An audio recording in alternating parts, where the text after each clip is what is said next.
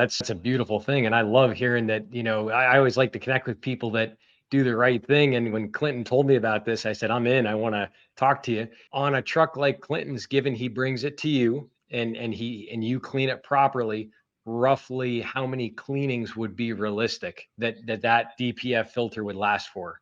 His truck, and knowing the quality of the Cummins after treatment, which is excellent. It's real durable, very cleanable. Wow. So let's say, he finally comes to me and, let's just be, let's say 500,000 miles, just for round numbers.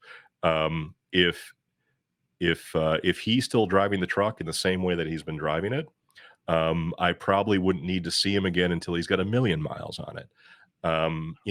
By then he's probably going to be ready to trade that thing on something else. But in theory, if you really like the truck and wanted to keep it, if everything kept running the same way, I'd see him again at 1.5 million, and then at 2 million, and so on and so forth. But at that point, he's probably going to get an engine rebuild, and there's going to be something else going on. But literally a person like Clint comes in at 500,000 miles, I would see him again at 1 million, and then see him again at 1.5 million. And in theory, if he just kept driving that truck, I'd see him at 2 million and still be cleaning the same DPF. Life of the vehicle, usually.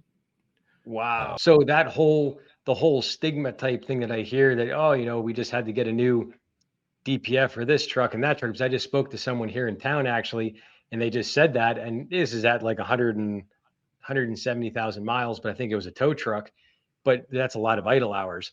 But basically, you're saying if you maintain it properly, even bringing it to you, you can do 4 or 5 good deep cleanings, and as long as it's properly maintained, it'll make it through those 5 deep cleanings, and it really can last the life of that truck. Absolutely.